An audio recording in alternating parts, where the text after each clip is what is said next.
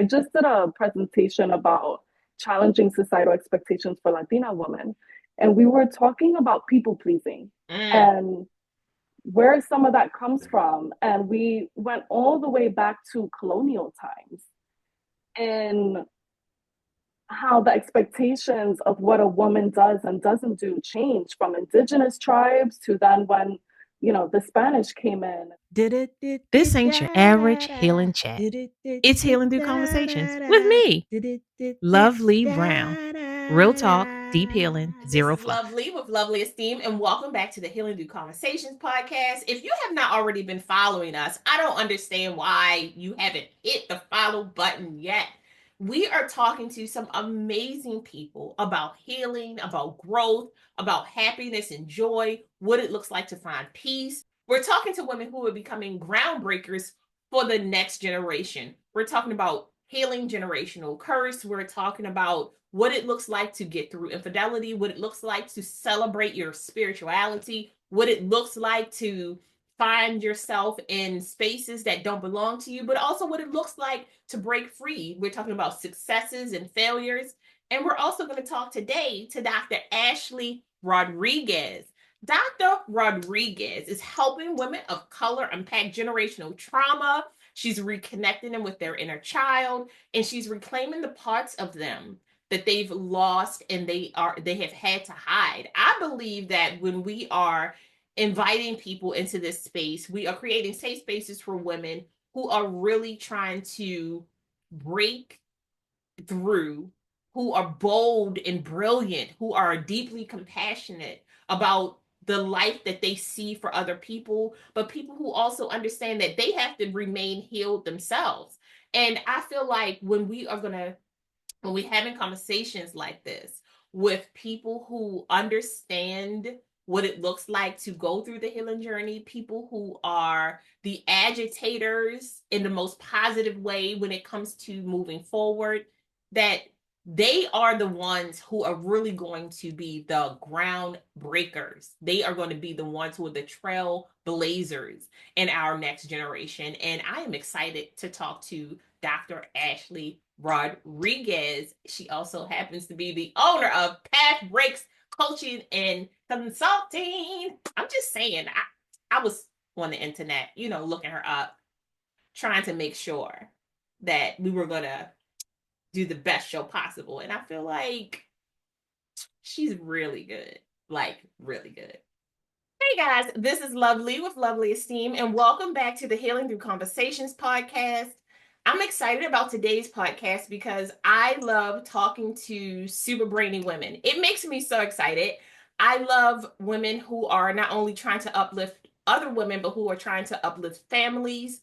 I love people who are breaking generational curse and understanding that some of the things that our ancestors have taught us will strengthen us and make us stronger. But there's some things that we're taking with us that are holding us back from kind of like that healing breakthrough, from growing as we are in our different cultures, but also understanding that if in liberation comes celebration, it comes this, we find this place where we not only get to help our forefathers kind of rest from all of the work they've been doing for us, but it allows the youth to see the value in what it looks like to not only break generational cycles, to heal, to have open conversations, to admit when something is bothering them so we can fix it and they don't take it into their work, they don't take it to school, they don't take it, and hurt each other in these different ways. So today we have a licensed psychiatrist and also the founder of Path Break Coaching and Consulting, Miss Ashley Rodriguez. Thank you so much for being on the podcast. Please introduce yourself. Hi, thank you so much for having me. I'm Dr. Ashley Rodriguez. I am a New Yorican licensed psychologist. So tell us, how did you get into psychiatry? What made you really want to do it? I can give you the professional reason and I can give you the personal reason. Let's go with personal and then Okay. we'll skim over to the professional side Okay. eventually. Truthfully, I think it was trying to understand my family's story. At the time when I entered psychology, I didn't have that insight. I think a lot of us that enter healing spaces were healers before we were even trained. And when I think about my childhood, I often was the one mediating things or trying to understand things from a different perspective. So I always played that role in my family. And then when I went through training, I was like, oh, this is this is something that I've been training for years, not even recognizing. And I'll never forget that I had an assignment to do a genogram, which is just looking at family patterns and looking at across generations. And there's so much secrecy in my family, but my sister tends to find out all the family stories. I don't know what it is that people open up to her, but she knows all the, backstory. And as we were doing the genogram, I was like, oh my God, my family has experienced so much in their transition from Puerto Rico to New York that it put things into perspective of why I'm obsessed with this work.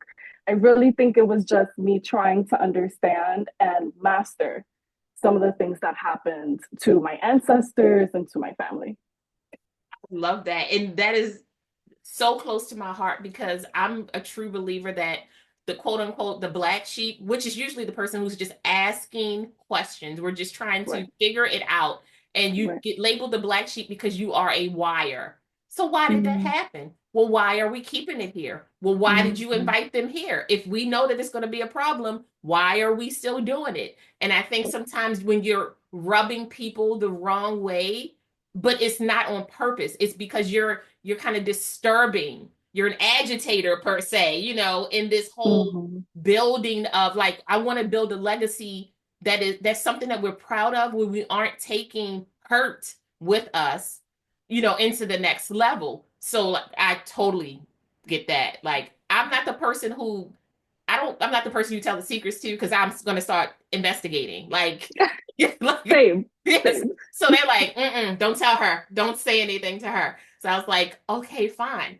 So what made you say, okay, I'm gonna do psychology, but I also see where you really talk about the biracial background and Yeah. how you are addressing not only your family coming from Puerto Rico, but also Mm-hmm. what it is to be in America and the difference in cultural stance between living in Puerto Rico and then living Mm-hmm. in America. Like, how do you combine those two, and what are some of the differences? I think it's really just my lived experience as I went through training as a trainee, you're taught the traditional theory. And I always felt like something was missing. And when I would sit with clients, I knew that there were cultural pieces to their experience that if I didn't touch on, things just wouldn't make sense.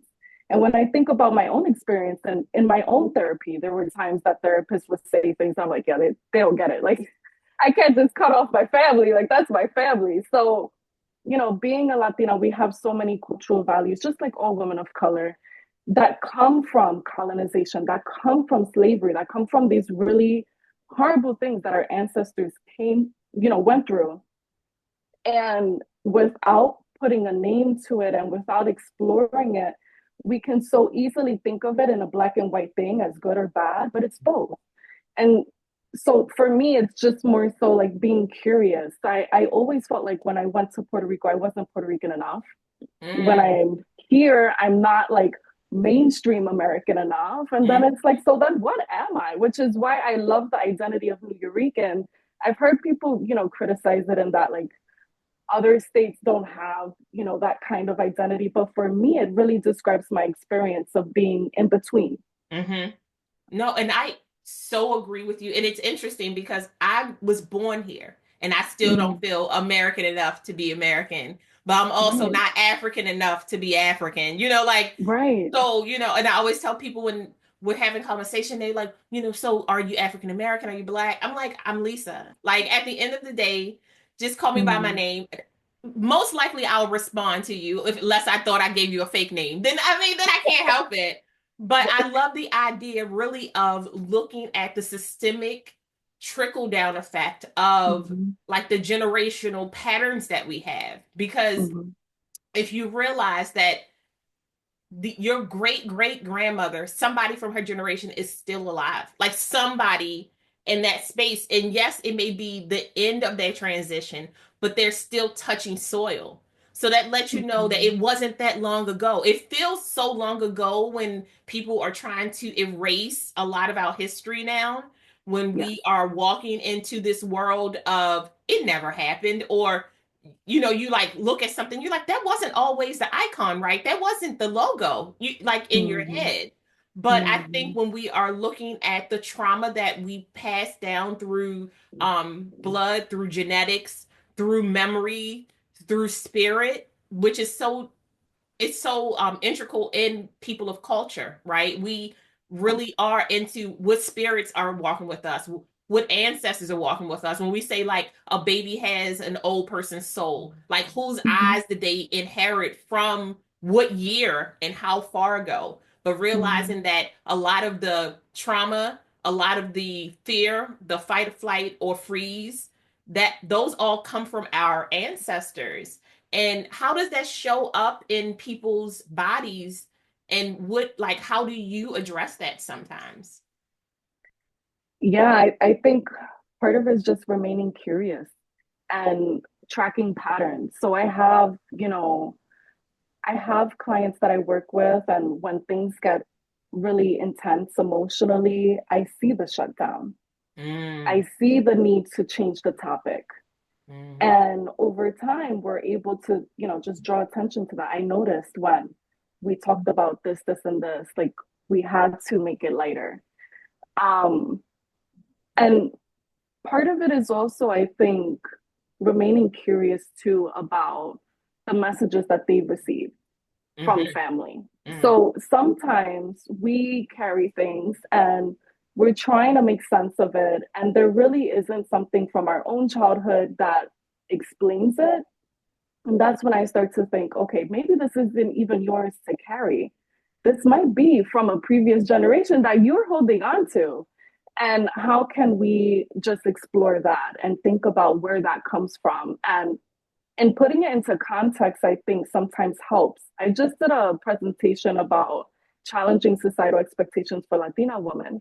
And we were talking about people pleasing Mm. and where some of that comes from. And we went all the way back to colonial times and how the expectations of what a woman does and doesn't do change from indigenous tribes to then when, the Spanish came in and started to rule. So just remaining curious in that way, I think unlocks a lot of things. And part of it is also being okay with sometimes a traditional theory doesn't fit. Like maybe this isn't about you. Maybe this is about what has happened before you, what has happened around you. I love that. I'm working on a course called generational bullying, right? It's Mm, the stance that it's the example of the women in this family, we just don't stay married. Or the women in this okay. family, I don't know why you're trying to get small. All of us are big. You may Yeah. as well just accept it instead of being in that space where you're allowed to grow. But a lot of it is fear. It's the instead Mm-hmm. of hearing from our ancestors, they don't know how to articulate, hey, I don't want you to be hurt.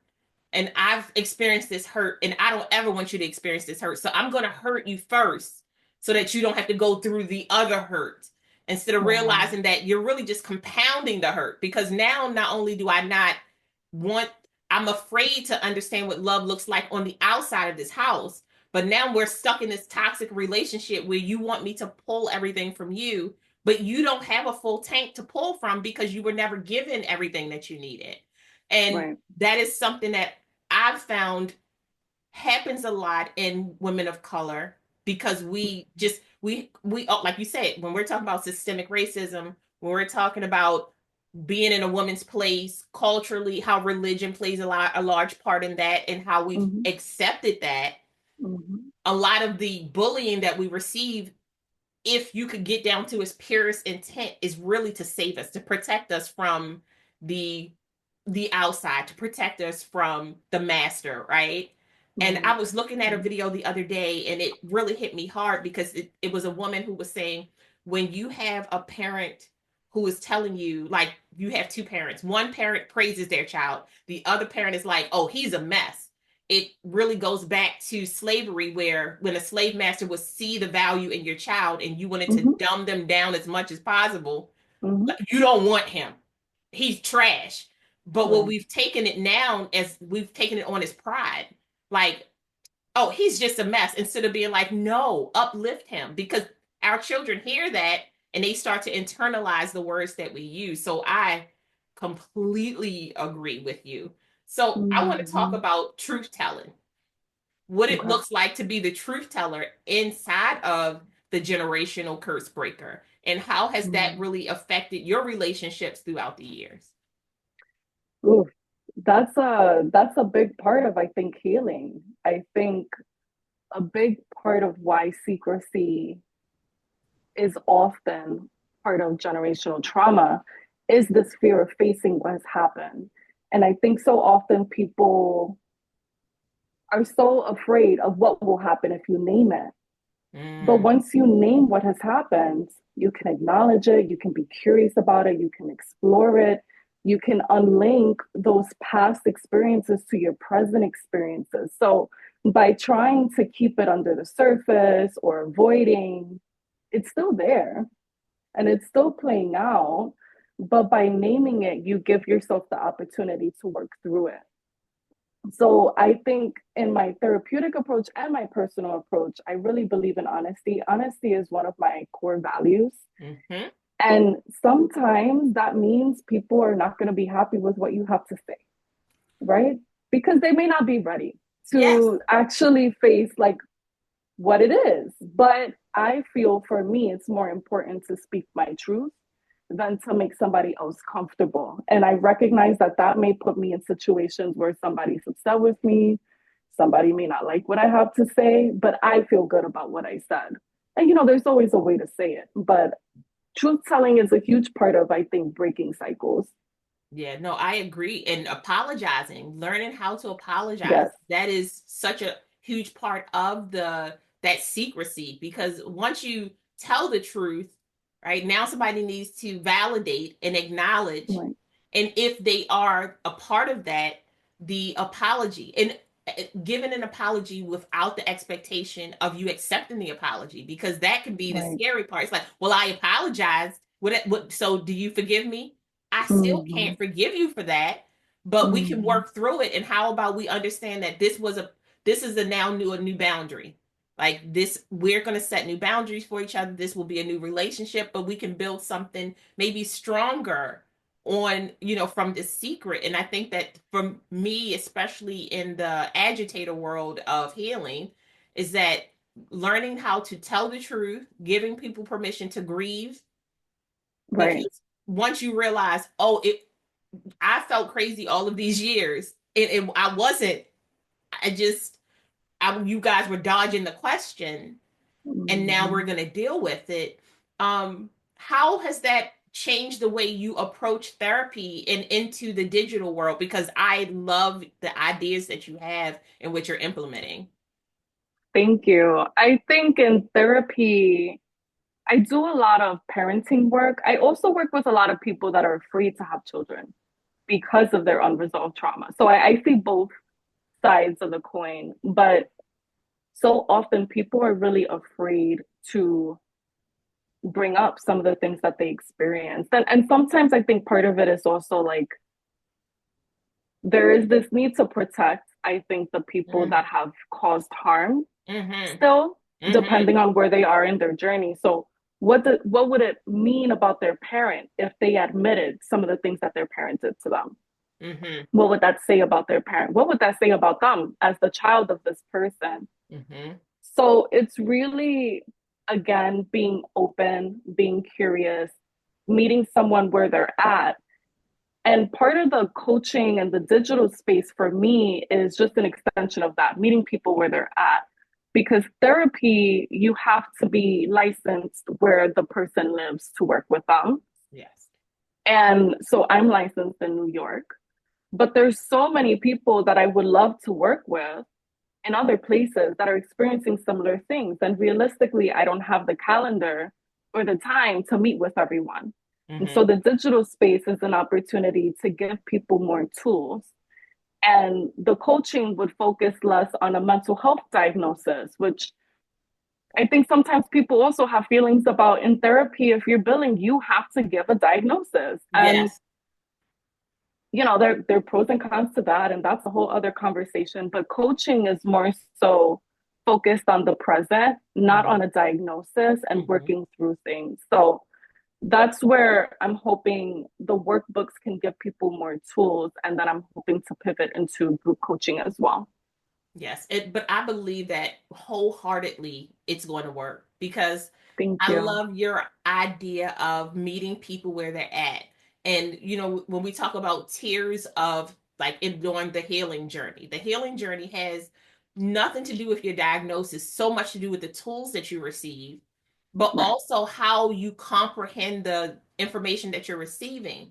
And some people are great independent thinkers, they can move about. Some people are kind of in the middle. They want to have they want to know that they have access to you, but they want to try to figure Mhm. it out themselves, kind of work it out, and maybe be a part of a community, which is a great Right. way to do that. And then you have some people who really just need community. They need to talk to other people to kind of like whiteboard their ideas about what's happening in their world, and then have somebody professional to kind of speak life into what they understand or don't understand.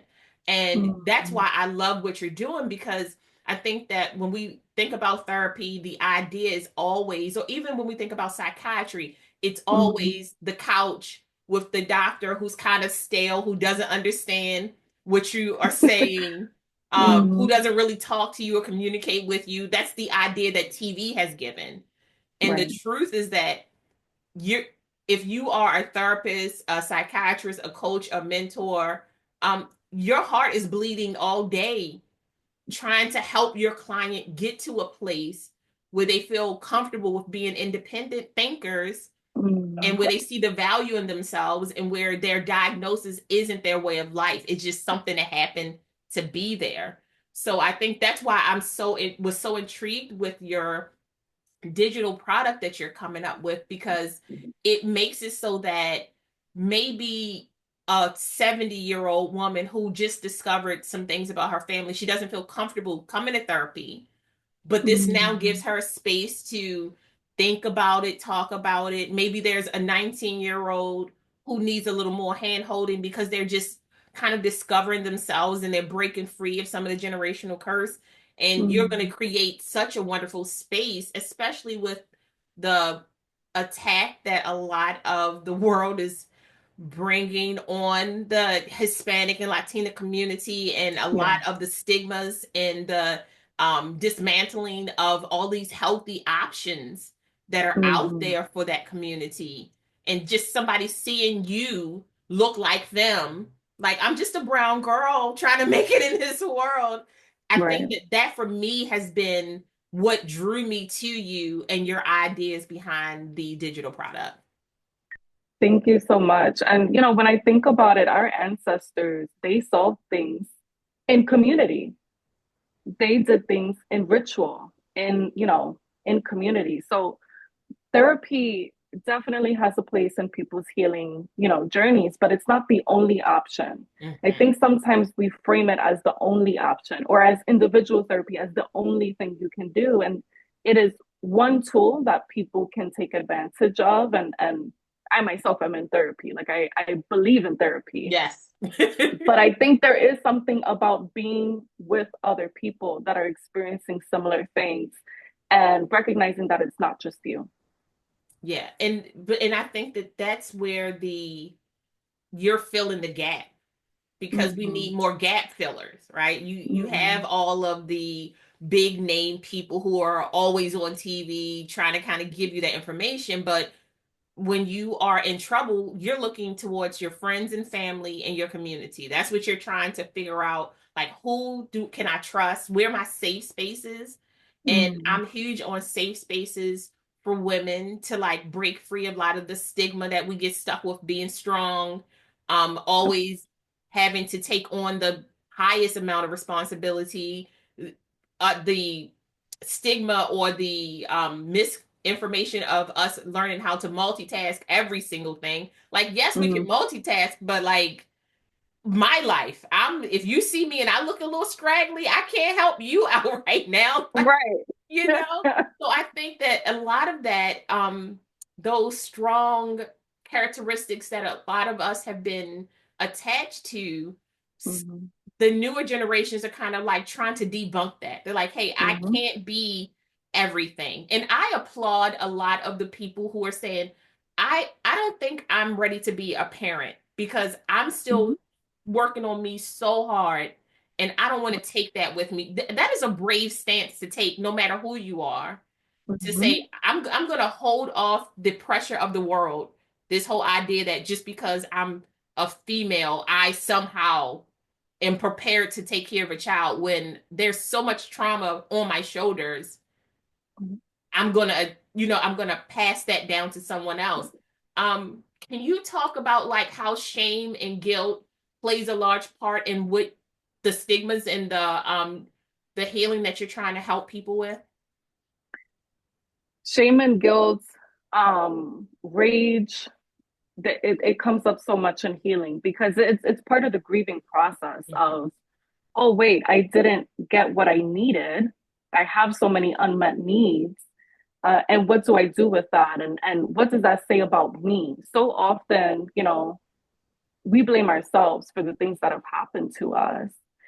So that's a huge part of debunking. But what was your responsibility and what happened? And especially as a child, we are Mm. creatures that depend on our caregivers. We aren't creatures that are born and a couple of hours later are independent. There are animals like that. We aren't those animals. Yes. So we need our caregivers to take care of us. Because of that, we tend to protect our caregivers when they cause us harm. Hmm. So working through the things that have happened to us, making sense of them, it takes a lot to then understand, like, wait, I was a child. I actually didn't inflict this on myself. What were my caregivers or family members going through at that time, and trying to understand maybe where they were coming from. Um, that takes a lot of gray space Hmm. to not go into blaming and shaming. Yes. And a lot of times we were blamed and shamed for the Mm. things that have happened to us. So it's really just, I think, thinking through things from a different perspective, being able to reframe certain situations. Um, and I would say a lot of it's also like an openness to give things a different narrative than what we've given for so long. This is the meaning we've given that experience for so long, and that's how we understood it. And what does it mean to actually work through that and change that? That changes how we see ourselves, how we see others, how we see the world. No, I agree. And I love talking about this because I'm all about two things. Finding adult joy, because Mm-hmm. finding joy as an adult, it can be daunting because you were raised by people who looked at adulting as this like black and white frame. There was no color Yeah. in this frame at all. And you Right. happen to be a person who maybe you love to sing, you love to dance, maybe art is your thing. You may be a theater kid and when you became an adult they told you that you couldn't bring theater in with you because you needed to get now a serious job. Like, you're not an Mm-hmm. adult if you're an actor. I'm like, you still are an adult no matter how you look at it. You put me into this thing, now I'm an adult. But also Mm-hmm. healing, not working on healing your inner child, but bringing the inner child with you on the Right. healing journey. Like realizing that if something happened to you at 7, you were stunted at 7. Whatever emotion Mm-hmm. you had at that time was the emotion. And as you are Mm-hmm. working on healing yourself, embracing that part of you, learning how to love that part of you, giving that part of you permission to rage and be upset, but also to find joy and calm and peace, as you said, in this big picture. But Mm-hmm. but giving you a chance to realize that you can reparent yourself as you Yep. move forward and be very mindful of what that looks like for you now. And I think that a lot of our upbringing, we were not allowed to celebrate enough unless it was a birthday, a Christmas, Mm-hmm. Easter. It had to be Mm-hmm. like a really spiritual day before you got to celebrate anything. instead of just Right. realizing that we're cultural people. Like you're Mm-hmm. from Puerto Rico, you can party for years from being in Puerto Rican. And my best friend, she's Puerto Rican. Every time I look for her, I'm like, what are you doing? She was like, I just want to have a get together, bring families together. We're gonna do things. I'm like, Mm-hmm. girl, Mm-hmm. I don't have the energy. Just tell me where to show up. I'm gonna sit in the corner. But also in the Black culture, just the amount of community that we and both of us have that the cultural understanding of community and protecting each other and trying to Yes. be there for each other. And I always say people of color have a good and bad habit of seeing the best in everybody. No matter how bad you treat us, we Mm-hmm. will try to find the good in you. Mm-hmm. But like you said, Mm-hmm. the same thing in protecting our parents or protecting your guardian or protecting your family. We're like, they Mm-hmm. can't be that bad if I'm from them because that's what we Right. see it as children. Like Right. if they're that bad and I'm a part of the bloodline, what does that make me? Right. And that's like one of the things that I really love, adult joy and bringing your inner child with you. And that's a part of like when I was doing research on you, not stalking you because that sounds crazy. But that's what I really loved Mm-hmm. about what you're doing at Path Break is just learning how to teaching people how to look at their lives in a new way. Yeah. Yeah, and when we think about inner child work or in spirituality even, when we think about light and shadow, our inner child, those are the things that we were shamed into not doing. Those Mm-hmm. are the things that we got these narratives that were bad about us. So let's say, for example, for me, I've always questioned things. And then growing up, it became like, oh, okay, maybe that was too much. Maybe I shouldn't have said X, Y, and Z. And I had to work through, like, actually, that's not an inherently bad thing. That's something unique to me. And I had to learn how to look at that differently. But when we're thinking about shadow or we're thinking about inner child work, it's all those pieces of us that we've learned to hide, to judge, to put down, but they're still part of us. They Mm-hmm. still exist within us. And when we experience that shame, it's really because we aren't accepting that part of us. Yeah, I love that. And I love the idea of one of the things that I had to learn through therapy, and I always laugh because I'm like, I really paid my therapist to talk so bad to me because he used to be like, he would give me the face. He wouldn't even talk. He'd just be like, so we're going to think about what you just said out your mouth. I'm like, but I paid you to talk to me. Tell me what I need to do. But one of the things he said, if you if you have a thought in your head that's negative, I want you to think to yourself, is that my voice? Am I the Mm-hmm. person who told me this? Right. Mm-hmm. And it sounds so simple, right? It really is a simple way to look at it. But that's not how we look at it because we've Mm-hmm. been ingrained to take in our grandmother's voice and our auntie's voice and our uncles and our dads and our brothers. And so at some point you forget that your language is the main language for you, how you Right. communicate, but you don't always have a chance to develop that language, like you said, when it's put into the shadows or closed in a box. So you Mm-hmm. start speaking in the vernacular that's around you and your community that's around you, which may not actually fit you. So, like, one of the Right. big things that I had to learn how to do through therapy was to question if the person who was talking inside of my head was really me or if it Mm-hmm. was someone else. And that is very hard to decipher, but Mm-hmm. that's like beautiful, beautiful work to do. And it really did pivot the way I started speaking to myself. Right. Because so a huge part of healing is unlearning and untangling. And when you hear that narrative so often, of course, it starts to feel like it's your own belief. Like, is this person? Is that person? I don't know. I've heard this growing up for so many years. Like, I think it's me. So I think that strategy is so helpful sometimes. Or even just like for those that do have mental health diagnoses, sometimes I do like to label too, like, is that depression speaking or is that you speaking? Mm-hmm. Is that anxiety speaking or is that you speaking? And Mm-hmm. even that separation sometimes, it's a separation from the core self. That's actually not you. Your mind is lying to you right now. That is a Can you put that on a t-shirt? You should have that in your, that should be on your website. Your mind is lying to you right now because Yeah. that's so many of us when we think about therapy, especially Mm. being minorities and now having all of these big conversations about, like, we are in the mental health space, so we think it's normal to talk about Mm. this. But when you go outside, they're like, we're not saying therapy, we're not whispering the word therapy. No, we're not whispering the word therapy. Like, Right. I'm going to go see my psychiatrist next week. Mm-hmm. Why did you say that out loud? Because it's a fact. Without my Mm-hmm. psychiatrist, I would not be standing here smiling at you. I might be Mm-hmm. drinking my tears in a place that I don't belong, you know? So I think that, like, just breaking those stigmas are so super huge. And I had a few questions that I wanted to ask because I think that what's one thing that you want women listening to remember about their healing journey? It is not one size fits all. I think so often we feel like this is the thing we have to do. And there's so many ways to go about healing. And I feel like different tools, different modalities work for us in different stages, or they just may never work for you because it's not your thing. So, really listening to what resonates and understanding that what worked for this person may not be the thing for you. And that's okay. That's part of the process too. I love that. What is one of your top affirmations?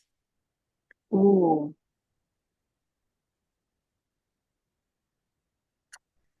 I think, well, I love the quote, be like a turtle at ease in your own shell. That is my that Yeah. is my quote. And I think just reminding myself that I am me, nobody can be me. This is, what I bring to the table. That has been something I've been repeating to myself a lot. That is so good. That is so good. So where can people find your digital products and how can they get started with you?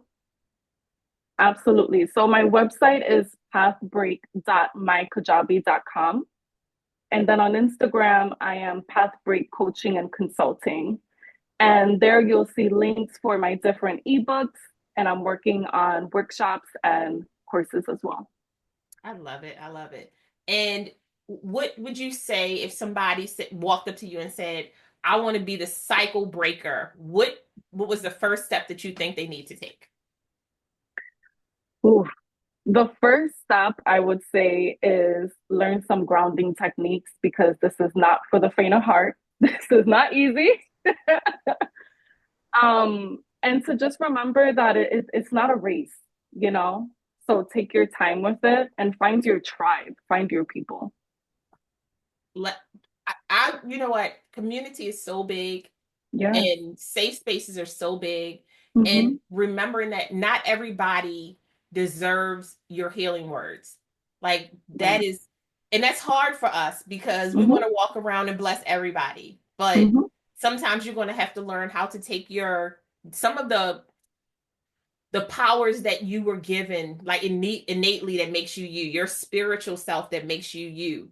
It's Mm-hmm. not made to heal everybody because everybody has a person, a pathway. And I think sometimes we extend a lot of our energy in spaces that we were not supposed to be in, Mm-hmm. even when we're in family. Like Mm-hmm. sometimes the person who's supposed to break a particular toxic thread is not you. So like Mm-hmm. understanding that, like stepping back and reading the room, understanding the situation and feeling the energy that's in the room. Like is the energy a part of who you are innately? Like is Right. that your fight? Because if you've never had that fight, that might not have been for you. Because I think that I'm just speaking for myself. Like I had to learn how to not try to heal everything and walk in every light because you will lose a little bit of who you are doing that. Absolutely. And I think sometimes cycle breakers, we have this idea that we're supposed to fix it all. And I don't believe that. I think we all have our own soul mission. And what your mission is what you're supposed to work on. Everyone has one. Whether they follow it or realize it or not is up to them. But I truly believe everybody has a role in healing the cycle. And it's just that some people say yes and some people don't. I That was a good ending. That was a good, that was because I'm all about like what it, not to fangirl, but I love when women are very, you're learning how to secure the will, right? And I feel like that's what you're doing as a Mhm. psychologist. Like, it's not easy to be in spaces where you have to nurture in such a huge platform. Even if Mhm. it's 5 people a day or 10 people a day, that's a lot of energy spiritually that you are putting into your clients, and to Mhm. know that you were made for this, because like you said, you've always been asking why, you've always wanted to find a Mhm. solution to that, but Mhm. stepping into a space where you put your face forward and say, I'm going to be the face of this particular brand, or I'm gonna not only gonna follow my path, but I'm gonna create all of these avenues for you to heal as well. That is huge. Like, I hope you don't take that lightly on in what you're doing, because I'm a first child. So like the first, I'm Mhm. always like, oh, you just do it. Like, it's just what we do. Yeah. Instead of being Mhm. like, Mhm. dude, did you see what I did? Like, you want to turn around and be like, did you, not to brag, but like, Mhm. I did it. And I hope that you are taking a moment to really like celebrate yourself and see what kind of change you're making in the world. Thank you. I appreciate that. And I think part of it is also I've been on a spiritual journey for like the past 3 to 4 years. My grandmother, who was a huge part of raising me, has passed on a couple of years ago. And I just feel her energy with me so much. I really believe in ancestral work. And I Mm-hmm. think I learned so much from my grandmother. I learned so much from the woman in my family line. And we're all caregivers in a way. But I just like to remind myself that I'm never alone. I have a spirit team. I have my ancestors with me. So sometimes when I feel alone, and this is not to say this is easy, like sometimes it's scary Mm-hmm. speaking up and being that person. But I always try to remember, or rather, and I always try to remember that my ancestors are right behind me and I'm supported. And that's why the doors that have been opening are opening because I am on the right path. This is what I'm supposed to be doing. And you're doing a great job of it. So I Thank thank you. you so much for being a part of the podcast. I hope we get to talk again, because when you really start getting out there, I just feel Mm-hmm. like you are going to change the way people see therapy, and I love that for you, because I love that for us, because we all need therapy. I know. Mm-hmm. I'm just saying, like, a little bit, just a little bit of therapy. Just, I have my session tomorrow. Yeah. I'm like, pull up, talk to me. I have some things I need to talk about. That's the way it is. But thank you so much for participating. I know people are going to get so much out of this, and I love that you are a part of this movement. It just means so much to me. Thank you for creating the space. Thank you. That was good. Okay.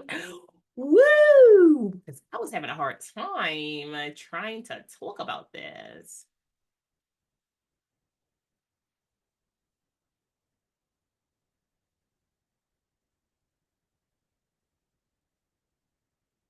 Okay, guys. So, did you not enjoy the conversation? Like, one of the things I want us to remember is that we aren't alone. We don't have to do this alone. There's so many ways for us to figure out what healing looks like for us.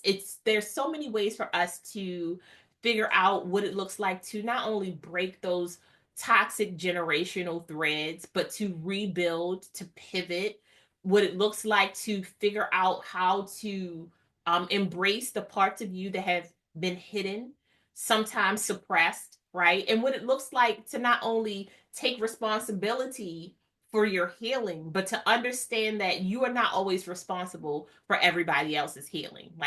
Like Dr. Rodriguez said, sometimes you're just here for this particular thing. Like, this is your path. This is what the ancestors sent you here to do.